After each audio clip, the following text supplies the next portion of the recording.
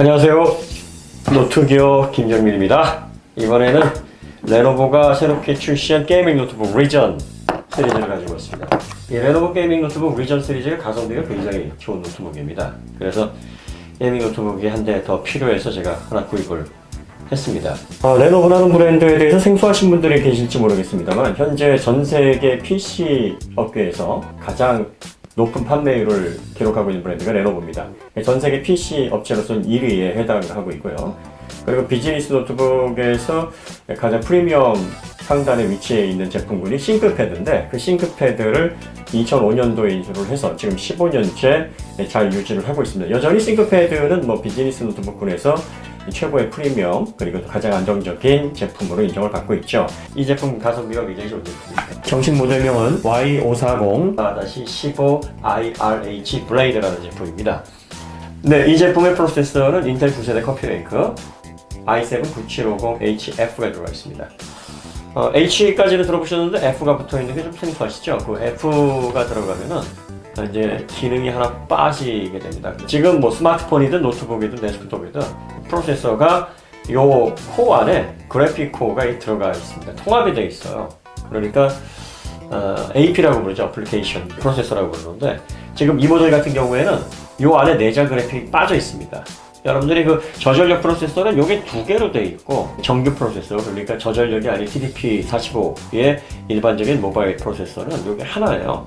하나인 이유가 이 사우스 브릿지 요 칩셋이 여기에 떨어져 있습니다.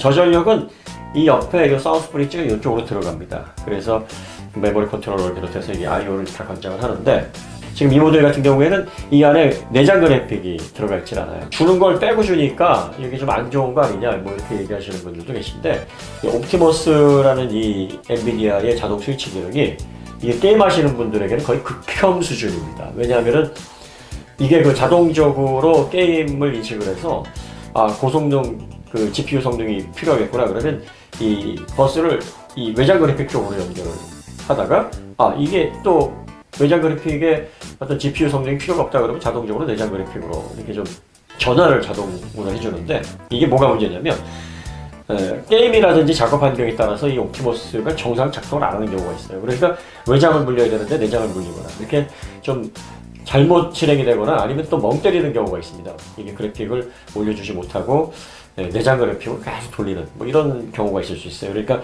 이렇게 되면은 게이밍 노트북을 샀는데 마침 자기가 즐기는 게임에서 이 옵티머스 기능이 제대로 정신을 못 차려서 그래픽 분간을 못 해준다 그러면 이게 난리가 나는 거거든요. 그래서 일부 고성능 게이밍 노트북을 찾는 유저들 가운데서 옵티머스 기능 빠진 제품이 어딨나 이렇게 찾는 분도 계십니다. 사실 제가 이 제품 구입한 것도 이 옵티머스 기능이 없어서 이 간단하게 이렇게 좀 사무실에 놓고 게임을 해야 되는데 이 옵티머스 기능이 있으면 영 거슬리거든요. 그래서 그런 제품이 어떻게 없나 봤더니 이 제품이 그래요. 그래서 이 프로세서 가운데서 그 H-F가 붙어 있는 i5 같은 경우도 마찬가지예요. 9300 H-F가 붙어 있으면은 이 안에 내장 그래픽, 통합형 그래픽이 빠져 있습니다. 그러니까 당연히 엔비디아의 옵티머스 기능이 작동을 안 합니다. 그래서 그렇게 구분을 하시면 되고요. 그래픽 칩셋은 이게 들어가 있습니다. GTX 1660 Ti가 들어가 있습니다.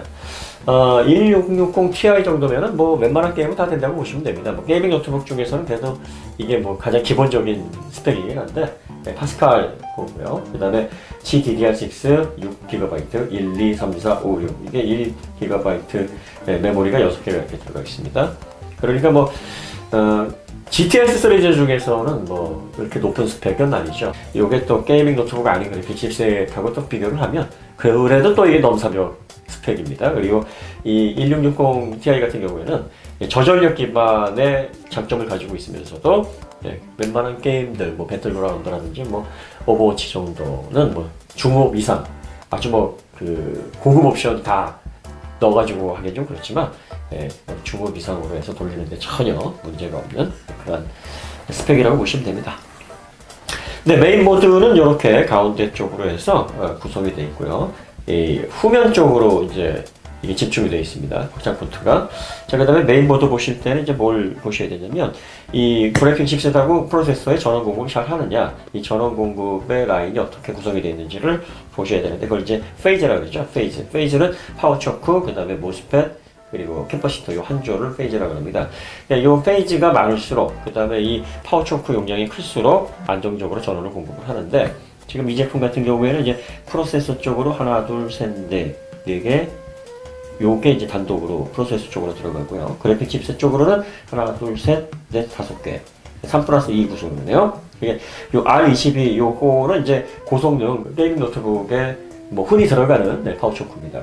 GTS 1660 Ti 정도를 돌리는 데는 뭐 충분한 전원 공급을 할 수 있는 페이지 구성이다. 그 다음에 프로세서용으로도 원활한 공급이 들어갈 수 있도록 또 구성이 되어 있고, 뭐 이쪽에 무선 랜이라든지 기타 SSD 그리고 사우스 브릿지용으로도 이쪽에 또 페이지가 구성이 되어 있습니다.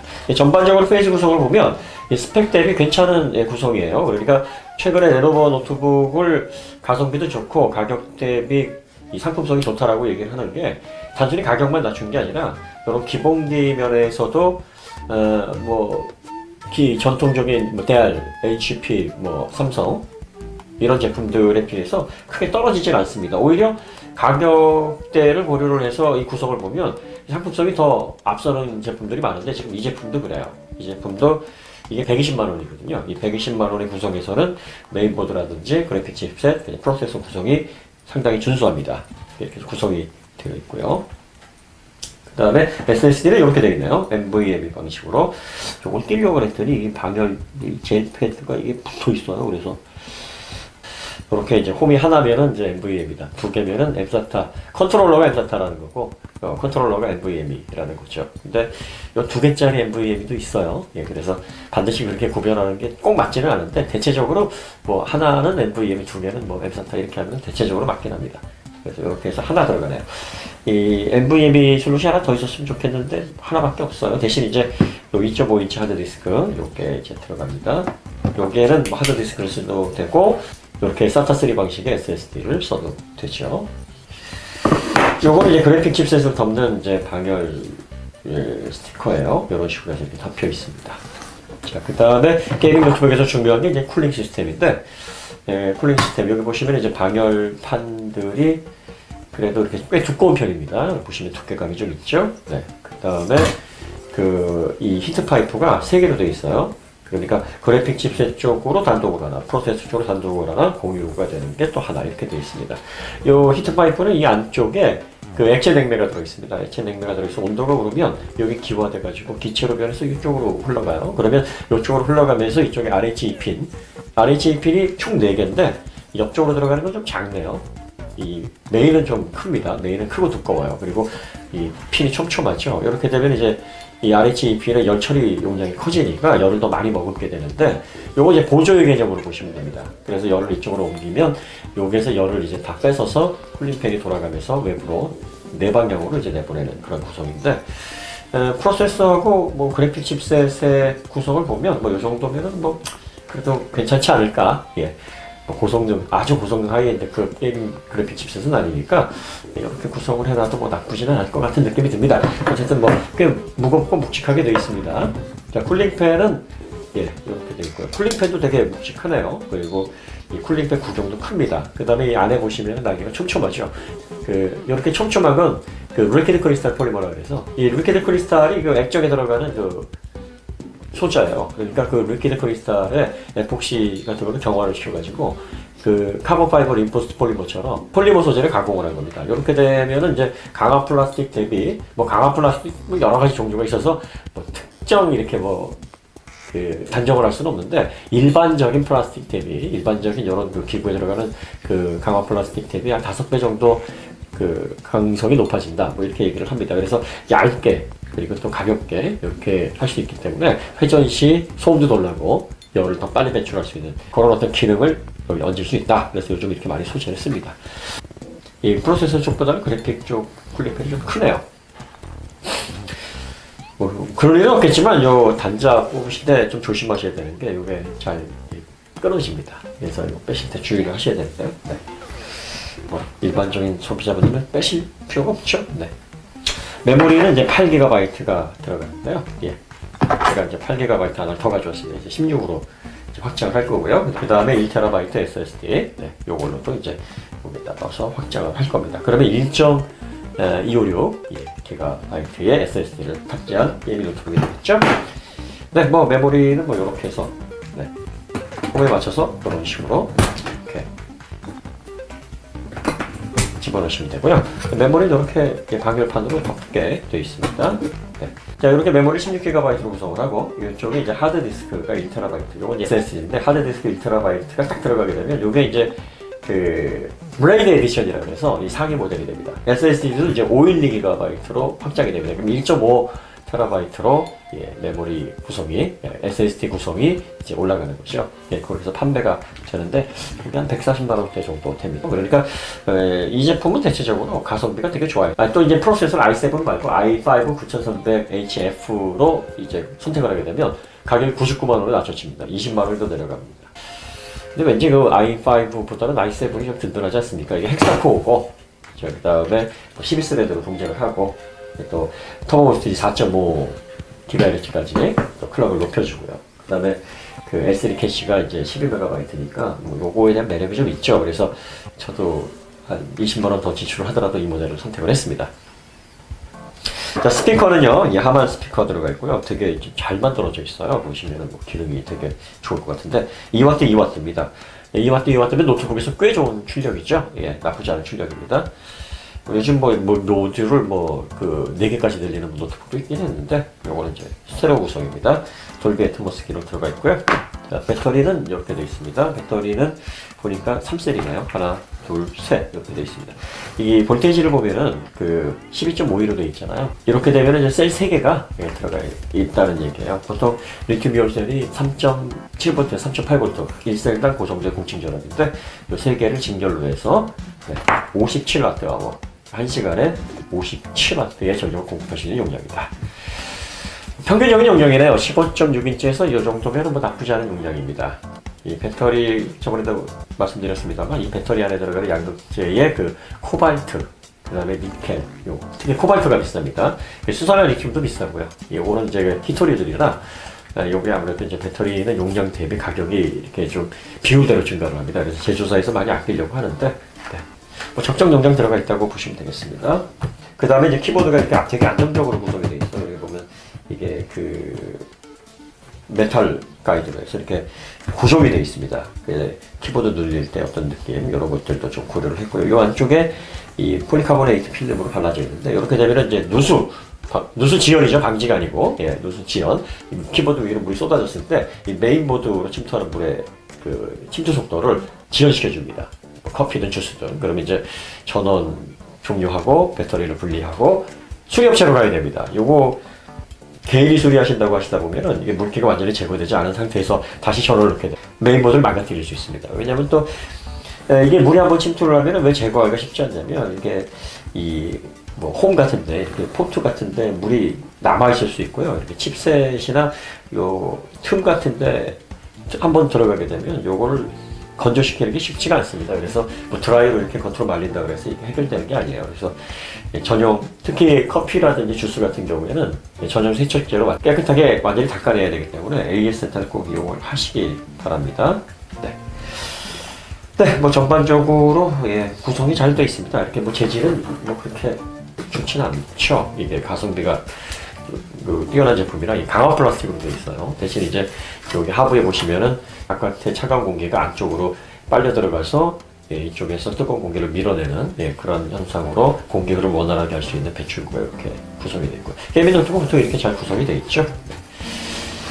자, 그 다음에 이제 확장 포트 보시면은요, 여기 이제 확장 포트가 쭉 나오죠. 얘가 전원 입력 단자, 기가비트 이더넷, 그리고 HDMI 단자, USB 3.0 타입 A, 그 다음에 미니 디스플레이 포트, 그 다음에 USB 타입 C, 이렇게 구성이 되어 있습니다. 두 개의 모니터를 연결할 수 있도록 이렇게 두 개의 디스플레이 단자를 배치를 했고, USB 타입 C는 뒤쪽으로 해서 들어가나요? 그 측면에 보시면은 이제 그 3.5파이 오디오 단자, 그리고 USB 3.0 타입 A. 3.1, 3.0 뭐 크게 구분하실 필요는 없어요. 뭐 속도에서 크게 차이는 나지 않습니다. 그 다음에 이쪽 면에 보시면은 이쪽에도 USB 3.0 타입 A 단자가 구성이 되어 있습니다. USB 타입 A 단자는 사방으로 이렇게 3면으로 하나씩 배치를 해놨네요. 이렇게 되면은 쓰임새가 굉장히 좋죠. 배치가 아주 잘 되어 있습니다. 포트가 이렇게 분산이 되어 있으면은 주변 기기를 한쪽에 몰아놓으면 좀 뭐랄까요, 아무래도 좀 너저분해지거든요. 그래서 이런 것들도 구성을 좀 잘 해놨어요. 자, 그 다음에 이제 디스플레이를 한번 보겠습니다. 15.6인치고요. 디스플레이가 180도 이렇게 펴집니다.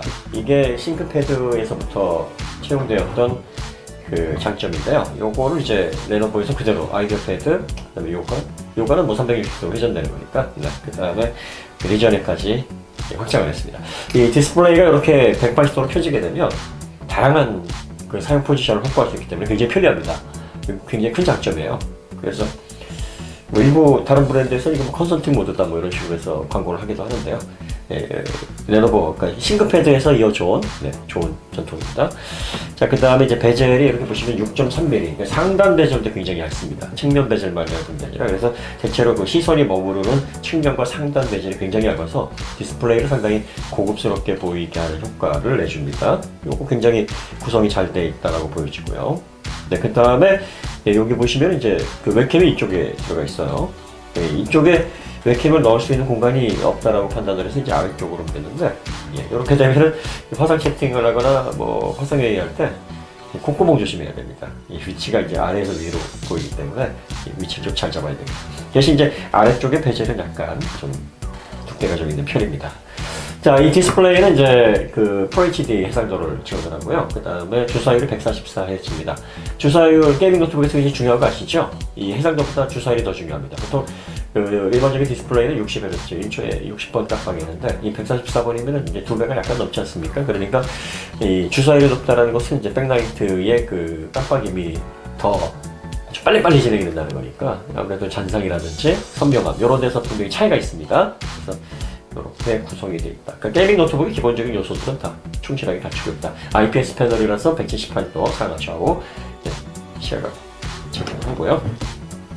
그 다음에 키보드는 여기 아이솔레이트 방식, 치클리트라고도 하는데, 레노버 키보드가 상당히 키감이 괜찮습니다. 이것도 이제 싱크패드하고 좀 비슷하게 공유를 하는 느낌이에요. 요즘 보면 키감이 좀 짱짱한 느낌이고, 그 다음에 이렇게 아래가 좀 봉긋합니다. 손가락에 이렇게 둘기 모양에서 접촉감 살리기 위해서 이런 디자인을 했다고 하는데, 뭐 이왕이면 이렇게 좀 살짝 들어가는 디자인, 그 싱크패드에서 쓰는 그 디자인은 적용이 됐으면 좋았을 뻔했는데 그건 안 되겠네요.